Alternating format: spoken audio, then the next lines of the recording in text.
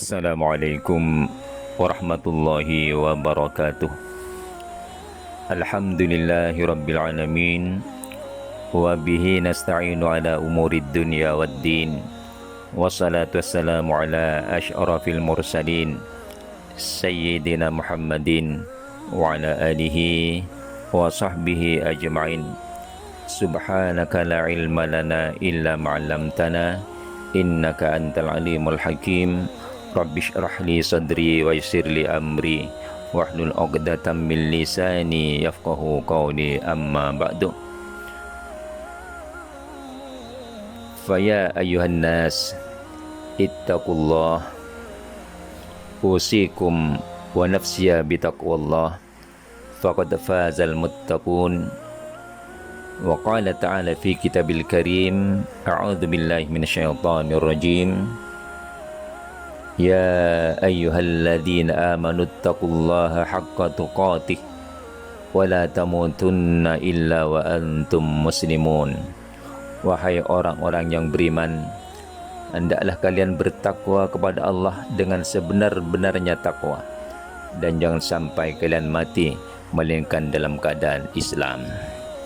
Saudara-saudariku yang dimuliakan Allah,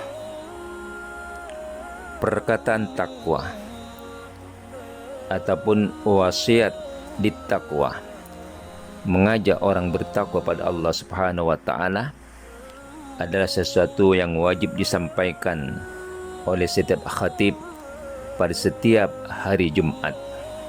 Begitu pentingnya saling berpesan, mengajak umat bertakwa, sehingga dalam khutbah Jumat kita tidak sah hukumnya tanpa menyelitkan wasiat mengajak umat supaya bertakwa pada Allah Subhanahu wa taala. Apa definisi takwa itu? At-taqwa imtithalul awamir wajtinabun nawahi. Takwa maksudnya melaksanakan perintah-perintah Allah dan menjauhi larangan-larangannya. Itu definisi takwa. Di dalam kitab suci Al-Quran, Allah menyebutkan, membilang-bilang nikmatnya kepada umat manusia, bahwa Allah telah menciptakan segala macam bahan yang bisa dijadikan pakaian untuk menutup keaiban manusia, menutup aurat manusia. Lalu Allah sebutkan, walibasut taqwa dzalika khair, dan pakaian ketakwaan itulah yang lebih bagus. Allah juga menyebutkan kepada kita bahwa Dia telah mencipta kita umat manusia terdiri dari berbagai suku bangsa. Lalu Allah sebutkan, inna akramakum indallahi atqakum, bahwasanya yang paling mulia di kalangan kamu di sisi Allah adalah orang yang paling takwa di antara kamu. Islam tidak memandang bulu, Islam tidak pilih kasih.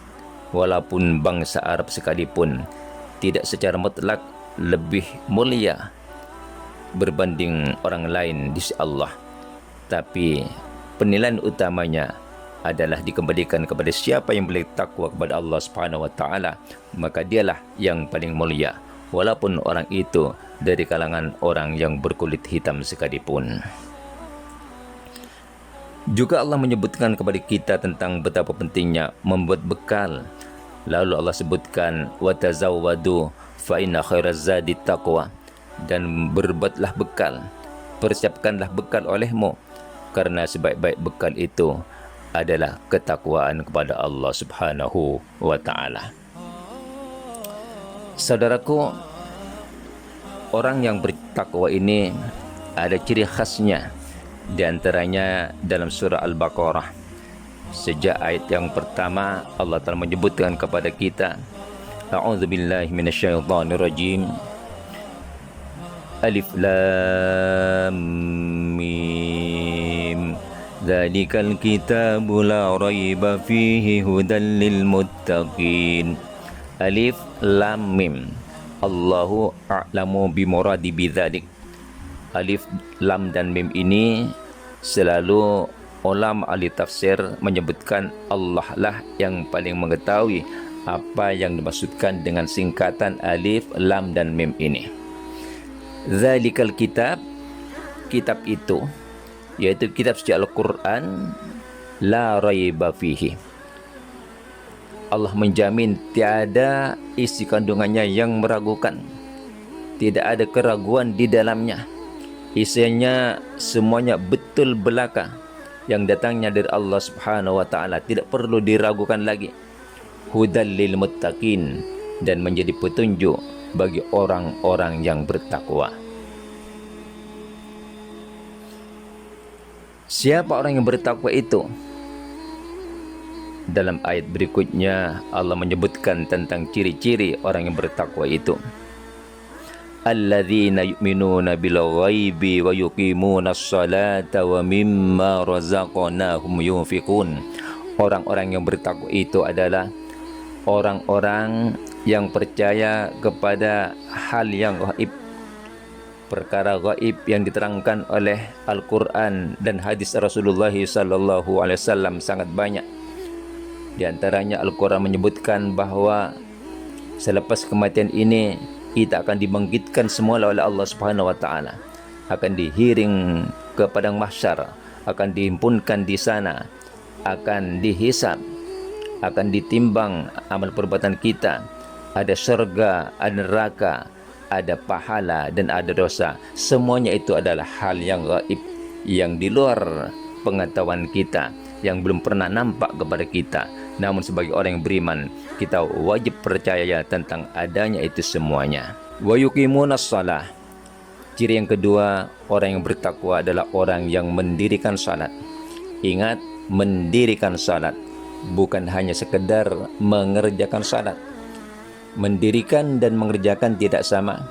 Kalau mengerjakan boleh jadi hanya mengerjakan sekali sekala, dan mungkin caranya tidak semestinya tepat dengan apa yang dikehendaki oleh syariat.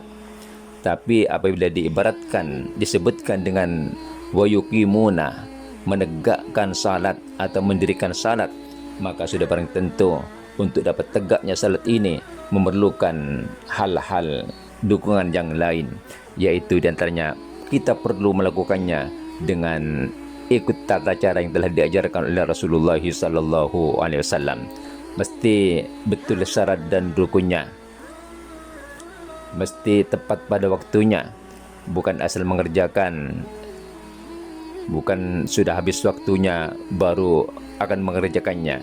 Itu namanya tidak mendirikan salat. Wa mimma razaqnahum yunfikun, dan di sebagian apa yang kami rizkikan kepada mereka, mereka menginfakkannya. Ini ciri-ciri orang yang bertakwa. Seterusnya Allah menjelaskan lagi, walladzina yu'minuna bima unzila ilaika wa ma unzila min qablik wa bil akhirati hum yuqinun. Dan orang-orang yang bertakwa ini adalah orang-orang yang percaya kepada kitab yang diturunkan kepada Muhammad, percaya kepada seluruh kandungan kitab suci Al-Quran, wa ma unzila min qablik, dan juga percaya kepada kitab-kitab yang diturunkan sebelum kamu. Kita percaya, umat Islam wajib percaya bahawa suatu ketika dulu Allah pernah menurunkan beberapa kitab suci kepada nabi-nabi, di antaranya kitab Taurat kepada Nabi Musa, kitab Injil kepada Nabi Isa, dan kitab Zabur kepada Nabi Daud. Wa bil akhiratum yuqinun, dan ciri-ciri orang yang bertakwa adalah orang-orang yang yakin dan percaya tentang adanya hari kiamat, adanya hari akhirat, adanya hari pembalasan. Kita telah diberi kesempatan oleh Allah Subhanahu wa taala untuk hidup di dunia ini, dan kita perlu ingat bahawa dunia ini bukanlah tujuan kita yang sebenarnya. Selepas alam ini akan ada lagi alam yang satu, yaitu alam yang kekal abadi. Hidup di dunia hanyalah sementara. Ad-dunya mazra'atul akhirah. Dunia hanya tempat untuk bercocok tanam agar supaya hasilnya dapat dituai nanti di alam akhirat.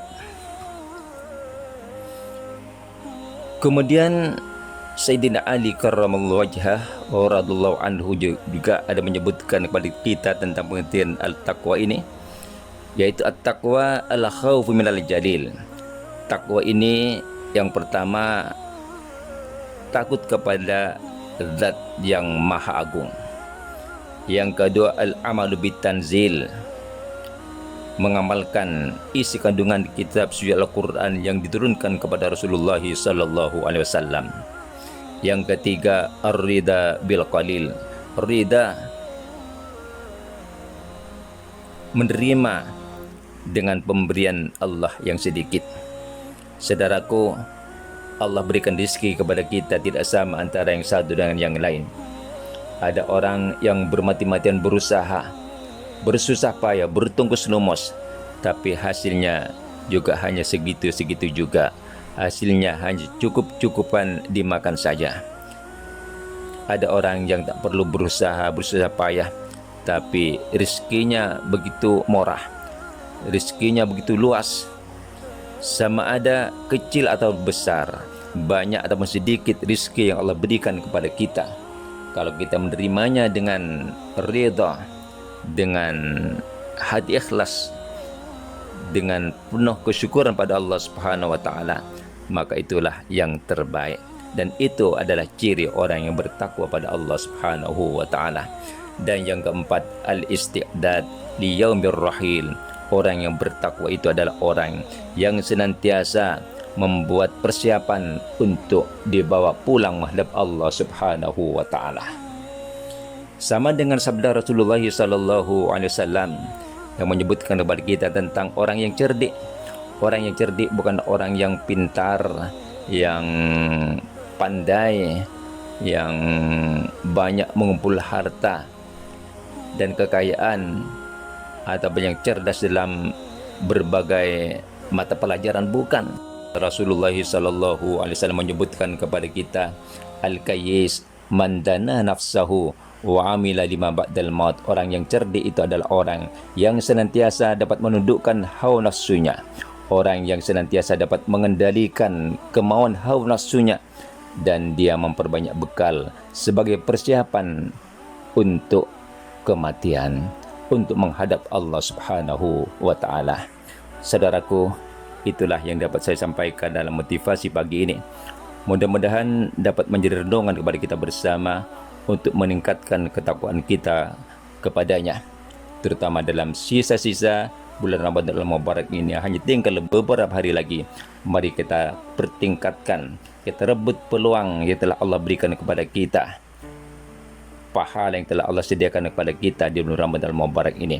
Mudah-mudahan kita dapat bertemu dengan Lailatul Qadar, dapat pengampunan Allah Subhanahu wa taala, dan dapat pembebasan dari api neraka. Amin ya rabbal alamin. Aqulu qouli hadza wa astaghfirullahal azim li wa lakum wa yafzal mustaghfirin wa yanajat taibin wal afu minkum. Wassalamualaikum warahmatullahi wabarakatuh.